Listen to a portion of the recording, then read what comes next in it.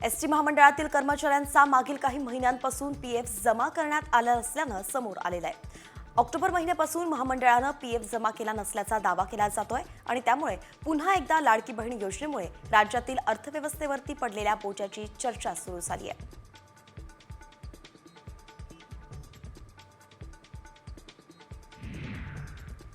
UPI पेमेंटच्या नियमांमध्ये बदल झालेत। एखाद्या व्यक्तीचा यूपीआय व्यवहार अयशस्वी झाला तर त्याचं पेमेंट बँक खात्यात परत येणार, तसंच चार्जबॅकची सर्व प्रक्रिया आता ऑटोमॅटिक होणार आहे। त्यामुळे ग्राहकांना जलद परतावा मिळण्यास मदत होईल, तसंच बँकांसाठी ही प्रक्रिया सुलभ होईल।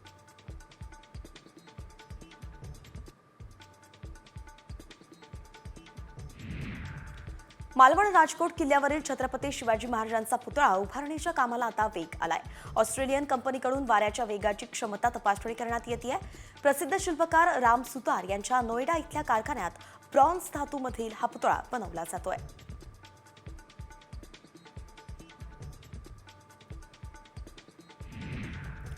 पुण्यातील शेवाळेवाडी आणि महादेवनगर परिसरात डासांच्या प्रादुर्भावामुळे नागरिक हैराण झालेत। कॅनॉलमध्ये सोडण्यात आलेल्या सांडपाण्यामुळे या भागात डासांचं साम्राज्य पसरलंय आणि यामुळे या भागात डेंग्यू, मलेरिया तसंच जीबीएसच्या रुग्णांची संख्या मोठ्या प्रमाणात आहे।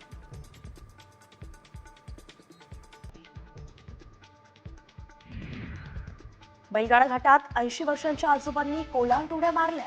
पुण्याच्या बाघोलीतील आजोबांचा नादखुळा आता पाहायला मिळालाय। I don't ever slow up, no I don't take shit. I got no love for the fakeness. If you wanna play tough and wanna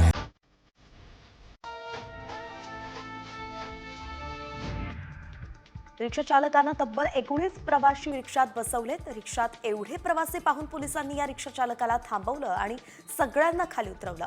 अखेर पोलिसांनी या रिक्षा चालकावरती कारवाई केली आहे। हा सगळा प्रकार उत्तर प्रदेशच्या झांसी जिल्ह्यातला आहे।